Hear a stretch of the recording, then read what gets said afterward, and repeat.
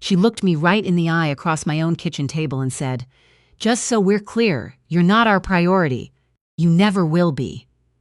My son sat next to her and said nothing. He looked down at his coffee cup like it was the most interesting thing in the room. I was 63 years old. I had driven 40 minutes in the rain to bring them a casserole because my daughter-in-law had mentioned casually that she'd been too tired to cook. And this was what I came home to. I smiled. I said, "Good to know." And I picked up my purse and walked out the door. But inside, I felt something shift. Not break, shift. Like a door closing quietly instead of slamming. I should tell you a little about who I was before all of this. My name is June. Well, everyone calls me June, though my full name is something my mother gave me that I've never quite grown into. I taught second grade for 31 years at Maplewood Elementary in Dayton, Ohio. I retired at 60, which felt early, but my knees had opinions about standing on linoleum floors for 6 hours a day that I was no longer willing to argue with. My husband, George, passed away 4 years before any of this happened. Heart attack, sudden, on a Tuesday morning in March. 1 minute he was reading the sports page, then he wasn't. After that, my son, I'll call him my son because that's what he is, even now, became everything. He was 38 when George died. He'd married his wife 2 years earlier, a woman I'll call my daughter-in-law, because she's earned nothing warmer than that title. She wasn't terrible at first, or maybe I just wasn't looking closely enough. When you're grieving, you tend to give people the benefit of the doubt. You assume the sharpness in someone's voice is stress. You assume the eye rolls are tiredness. You fill in the blanks with kindness because that's what you'd want someone to do for you. I filled in a lot of blanks. The first thing I gave them was time. After George died, I started coming over on Sundays. I'd bring groceries, cook lunch, play with their dog. My daughter-in-law worked weekends sometimes and my son worked long hours, so I told myself I was helping. I told myself they needed me. Looking back, I think I needed them. Then it was time and errands. I picked up dry cleaning. I waited at the house for cable installers. I drove their dog to the vet when they were both at work, and the dog had eaten something she shouldn't have. Then it was money. It started small. My son called one evening. My daughter-in-law was in the background. I could hear her, and said they were a little short on rent. Their lease had just gone up, he said. Just this once, he said. Could I loan them $800? I said yes without thinking twice. He was my son. Of course I said yes. I didn't ask for anything in writing. I know how that sounds. I've heard it from other women my age, that disbelieving tone. You didn't get it in writing? And I understand the frustration behind it. But here's what I want you to know. He was my child. I had held him when he was 3 hours old. I had sat up with him through fevers and bad dreams and a broken arm when he was 9. You don't hand your child a contract. You just don't. Not until you understand what kind of person they've become when you weren't paying attention. The 800 became 2,000 6 months later. A car repair, they said. Then 1,500 for what my son called a gap between paychecks. I kept a number in the back of my head, a running total, that I tried not to look at directly. During this time, I was living on George's pension and my teacher's retirement. It was enough. I wasn't wealthy, but I had what I needed and a little left over. I lived in the house George and I had bought together 26 years ago. 3 bedrooms, a yard, a neighborhood where I knew my neighbors' names. My daughter-in-law started making comments about the house. "It's so big for one person," she said one afternoon, standing in my kitchen, looking around like she was appraising it. "You must rattle around in here." I said I didn't rattle. I liked the space. "It would make more sense to sell," she said. "Get something smaller. You'd have so much cash freed up." I said I wasn't interested in selling. She smiled and said, "Just something to think about." I should have understood then what she was thinking about. 6 weeks after that conversation, my son sat down with me and laid out what he called a plan. His wife had put together some numbers, he said. If I sold the house, I could pay off their mortgage. They'd bought a house the year before, a big one, bigger than I thought they could afford. and in return, they would take care of me as I got older. I'd move into their finished basement, convert it into an apartment. I'd never have to worry. I sat quietly and listened to the whole thing. Then I asked him what take care of meant exactly. He waved his hand. You know, whatever you need. I asked what happened if the arrangement didn't work out. He looked almost offended. Mom, why would it not work out? I told him I'd think about it. And I did think about it for about a week. Something felt wrong in a way I couldn't name yet. But I was lonely and I missed George, and the house did feel large some evenings. And my son was my son, and I thought, maybe this is just what families do. Maybe I'm being stubborn. I didn't agree to the plan. But I also didn't close the door on it firmly enough, and that, I think, is where they heard something I didn't say. The dynamic started changing that fall. My daughter-in-law stopped asking and started directing. Could I watch the dog this weekend? Not could you, just we need you to. Could I pick up the grocery order on Tuesday?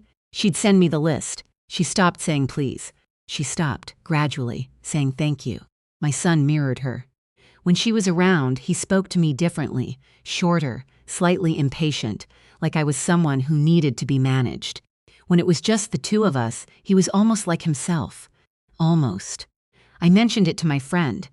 I'll call her my friend Willa, because she's been my closest friend since we taught at the same school for 12 years. And she deserves a name, at least. And Willa said, You need to draw some lines, June. I said I didn't want to make things difficult. She gave me a look that said everything she was too kind to say out loud. Then came the Tuesday in November. I'd gotten a notification from my bank. I had a joint savings account with my son, something we'd set up years ago for emergencies, a holdover from when he was in college, and I wanted to be able to transfer money quickly if he needed it. I'd never bothered to remove him from it after he graduated. Another thing that sounds foolish in hindsight, the notification said a transfer had been made, $3,200, gone. I sat at my kitchen table for a long time. Then I called my son. He answered on the third ring. I told him what I'd seen. There was a pause, a very specific kind of pause, the kind where someone is deciding how much truth to offer. We needed it, he said. It was urgent. I was going to tell you. When? I asked. Another pause. Soon. I hung up. Then I sat there for another hour. I wasn't crying. I was thinking, clearly, maybe for the first time in several years, about what had actually been happening. I called Willa. She came over that evening with soup and told me what she'd been watching for 2 years but hadn't wanted to say, that I was being taken from. Not borrowed from. Taken from. That there's a difference, and the difference matters, and I had been letting it happen because I couldn't bring myself to believe my own son was capable of it. He loves you, she said, and he is also doing this. Both things can be true. I didn't sleep much that night. The next morning, I called my bank and removed my son from the account. I also called an attorney, a woman I'd known slightly through the school district who had since moved into estate law. I told her what had happened, all of it, including the loans with no documentation. She was honest with me. Without written agreements, recovering the money would be difficult. She said I had options, but they would take time and energy, and I needed to decide how much of each I was willing to spend. Then she said something I've thought about almost every day since. Whatever you decide about the money, the more important question is what you decide about your life going forward. I decided. Not right away.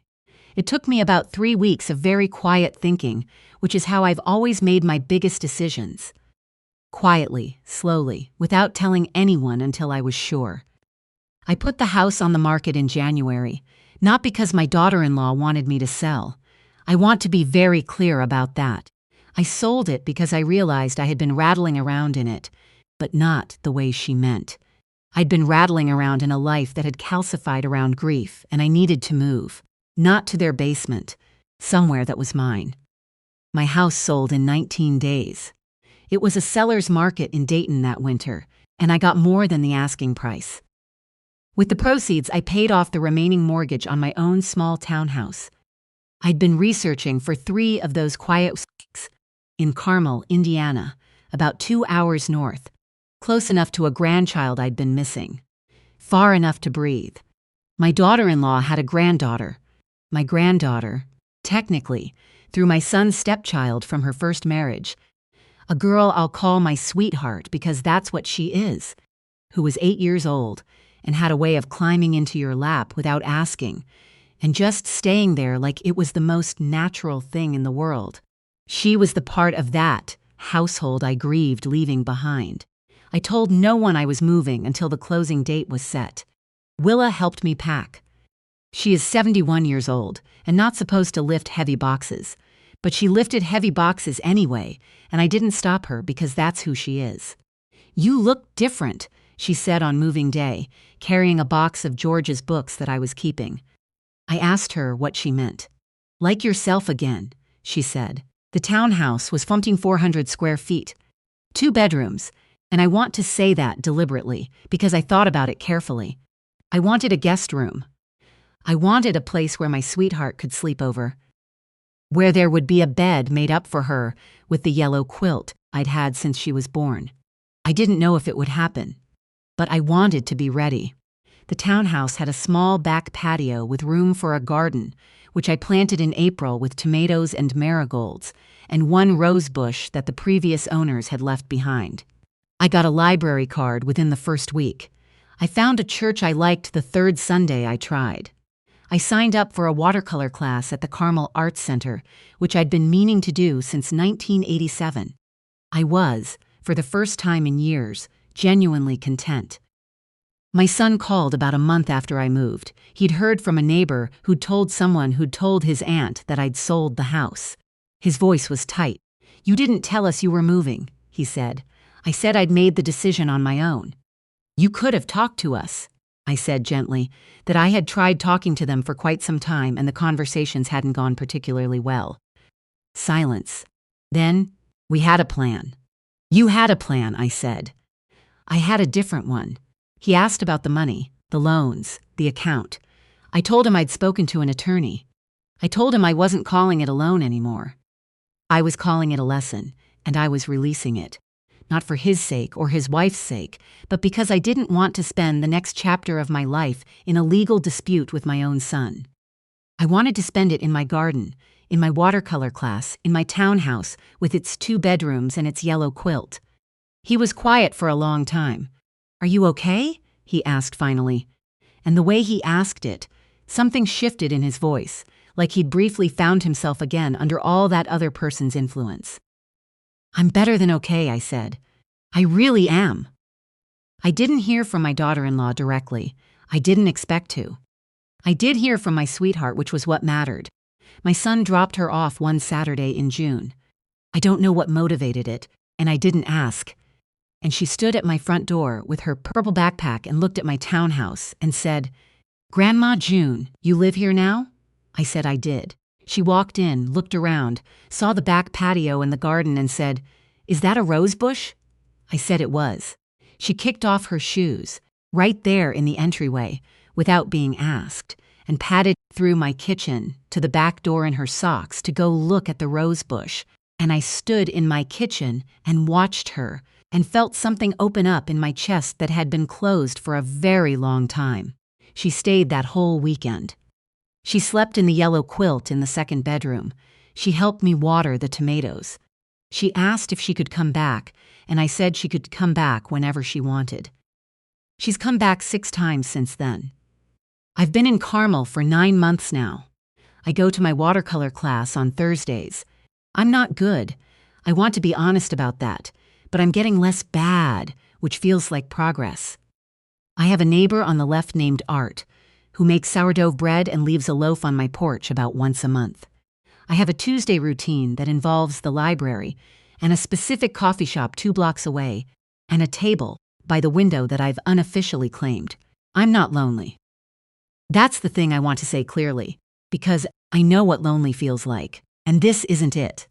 Peaceful is different from lonely. Quiet is different from lonely. Choosing yourself is different from being left behind. My son and I talk on the phone occasionally. They're careful conversations, both of us aware of what's underneath them, both of us, I think, trying to figure out who we are to each other now. I don't know where it ends up. I've stopped needing to know. I did speak to my attorney one more time. There was, in the end, one piece of documentation, an old email where my son referenced the loan in writing. Small, but enough. We reached a quiet agreement, not through court but through a letter, and a portion of the money was repaid. Not all of it.